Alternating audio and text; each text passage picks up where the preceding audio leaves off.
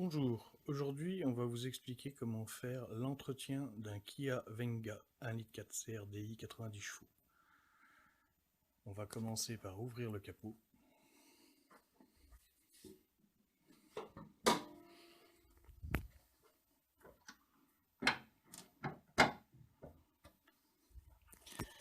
Et on va procéder au changement du filtre à air qui se trouve là, du filtre à gasoil qui se trouve complètement derrière la batterie, du filtre à huile qui se trouve très accessible devant, et du filtre à pollen qui est à l'intérieur.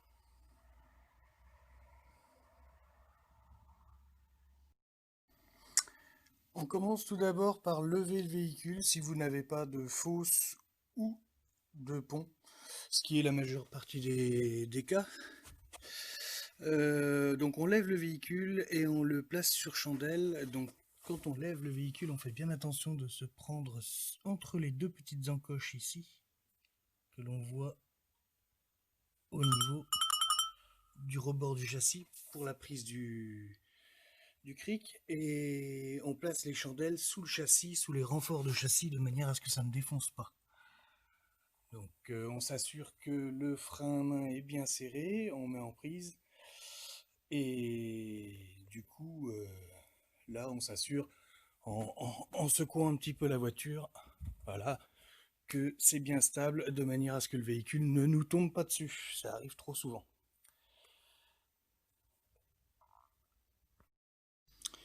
Une fois le véhicule levé, calé, on se glisse sous le véhicule de manière à localiser et à visiter un petit peu le dessous du véhicule qu'on n'a pas l'occasion de voir tous les jours. Donc là je m'aperçois que j'ai un joint de sortie cardan qui va être à changer. Bon, le véhicule à 210 000 km, c'est un petit peu normal. Alors une fois levé le véhicule, calé correctement, on va se placer sous le véhicule et on va visiter un petit peu le dessous pour voir où ça en est.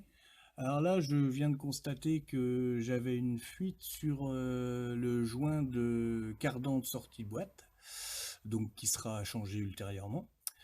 Et nous, ce qui nous intéresse aujourd'hui, c'est ce bouchon-ci. Ici, là, bon, on a le carter d'huile qui est ici, carter d'huile moteur, donc c'est le petit bouchon ici. Donc on va commencer par présenter un récipient suffisamment haut pour accueillir l'huile qui va sortir.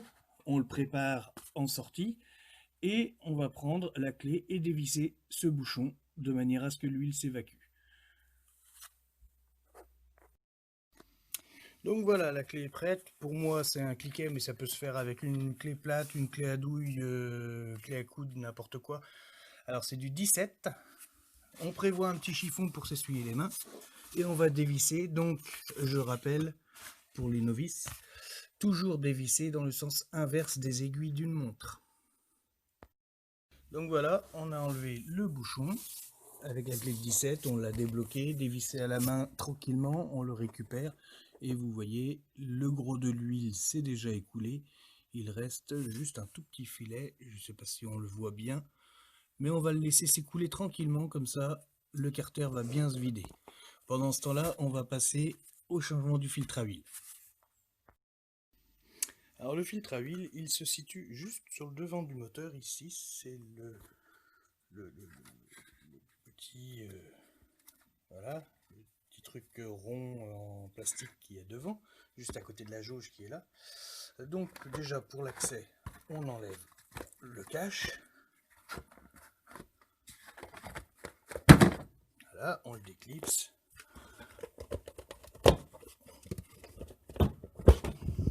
Voilà, comme ça. Et on voit déjà plus clair. Voilà, donc on voit bien le dessus du moteur, on confirme qu'il n'y a pas de petite fuite, on inspecte un petit peu pour voir s'il n'y a rien d'anormal, et on va avoir un accès à notre filtre à huile. Donc pour ce filtre à huile, vous voyez, il faut utiliser du 27. Voilà, donc moi j'utilise un cliquet avec une grande rallonge, bon c'est le plus facile, hein. Il y a la clé à pipe, autrement il faut du 27 mm. pour pouvoir la dévisser. Donc toujours dans le sens inverse des aiguilles d'une montre, on va le dévisser et en dessous on retrouvera notre filtre. Voilà, on a dévissé la cloche. Maintenant on va la retirer. Avant on prévoit un petit récipient propre pour la recevoir et un petit chiffon pour essuyer tout ce qui va couler. Donc on peut retirer directement avec la douille. Il y a un système qui retient le système de filtre. On le sort et on a l'ensemble filtre qui vient avec nous. Donc là, on retire la douille, voilà, et on a l'ensemble pour le filtre qui apparaît ici. Donc on voit le petit filtre d'étanchéité en bas ici, sur la bague, et le grand filtre d'étanchéité haute qui est ici. Le filtre par lui-même est ici. Il va falloir qu'on enlève le filtre qui se déboîte. Ensuite, on enlève les deux filtres, on les remplace et on procède au remontage. Ici, nous avons le nouveau filtre que j'ai déballé du carton, les joints. Donc le grand joint qui va aller en lieu et place ici. Et deux petits joints caoutchouc. Donc on va utiliser le petit plus épais pour aller à la base en bas. Et le joint ici en cuivre qui sert pour le bouchon de vidange. L'autre n'a pas d'utilité sur mon véhicule. Je vais enlever les joints ici à l'aide d'un petit tournevis plat, les faire coulisser et les remplacer. Voilà, j'ai remplacé les joints, voilà les anciens. J'ai remis le filtre en position, il doit être clipsé dans le haut de la cloche. On doit entendre un petit clac au moment où on l'emboîte. Il n'y a pas de sens pour le filtre. Donc le filtre est en place, les joints sont en place. On va procéder au remontage à l'inverse du démontage, c'est-à-dire que je vais remettre ma douille clipsée grâce aux petites molettes ici, ça va rester coincé dedans. Et comme ça me permet de le remettre en place très facilement.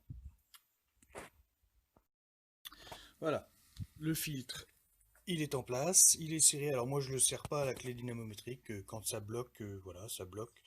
Normalement le joint fait bien son travail, c'est un joint caoutchouc, ça n'a pas besoin d'être serré comme une vache, il faut que ça soit bloqué. Voilà. Après il y a un couple de serrage de marqué dessus, c'est 25 Nm si vous avez une clé dynamométrique qui fait cet usage, profitez-en. Voilà, maintenant on va procéder au rebouchage du carter. Donc on va changer le petit joint du bouchon de vidange que je vais bien nettoyer, bien essuyer. Je vais remplacer le joint, je l'ai fourni avec, et je vais le revisser. Alors pareil, moi je procède avec une clé classique. Si vous avez une clé dynamométrique, respectez un couple de serrage préconisé. Moi j'ai pas de revue technique pour le véhicule, je crois qu'il n'existe pas. Mais en serrant, voilà, faut pas serrer exagérément, faut pas bousiller le pas de vis, faut que ça soit bien bloqué et que après, de toute manière, on contrôle l'étanchéité par, par visuel, quoi, une fois que l'huile est chaude dedans. Donc voilà, je vais procéder maintenant au rebouchage du dessous. Donc je vais enlever le bac. Maintenant, l'huile a fini de couler. Je vais enlever le bac et je vais reboucher le dessous du carter. Voilà, la vidange huile est faite, j'ai rebouché le carter, j'ai changé le filtre et resserré le filtre. On remettra l'huile à la fin. Maintenant, on va s'attaquer à la partie filtre à air et filtre à gasoil. Alors, le filtre à gasoil, c'est le plus délicat et le plus difficile à accéder. On va commencer par démonter le boîtier de filtre à air ici. Donc, on va enlever la cosse ici qui se déclipse juste par en dessous ici. En mettant un petit tournevis en dessous, léger, on fait levier, on la débranche. On va desserrer le collier ici pour libérer la gaine ici, qui va partir sur le côté. Ensuite, on va enlever le dessus du filtre à air, du bloc filtre à air. Donc il y a un clips ici, il y a un clips ici. Je sais pas, on le voit pas bien à la caméra. Et ensuite, il y a un clips encore de ce côté-là. Non, il n'y en a même pas de ce côté-là. Non, non, une fois qu'il se lève, il se lève sur le côté comme ça et il se bascule. Et ensuite on procédera à la dépose de la batterie. Alors voilà, j'ai enlevé la durite, j'ai enlevé le bornier, le petit collier qui est sur le côté, et je déboîte la durite, je l'accroche sur le côté de manière à ce qu'elle ne gêne pas. J'ai enlevé les deux clips dont je vous parlais, je bascule sur le côté et ça s'enlève. Donc là, maintenant, on a notre boîtier filtre à air qui est apparent. Donc le filtre à air serait très facile à changer, seulement on ne va pas le remonter tout de suite, on va d'abord changer le filtre à gasoil. Alors là, je vais commencer par démonter les cosses de la batterie, et il va falloir que j'aille chercher derrière la batterie les fixations qui fixent la batterie, qui sont assez complexes à accéder. Donc là, j'ai débranché les cosses de la batterie, donc toujours commencer par le négatif, on le débranche, on l'enlève complètement, ensuite positif. Donc ça se fait à l'aide d'une clé de 10 plate classique. Là maintenant, je vais enlever l'isolation qui fait le tour de la batterie.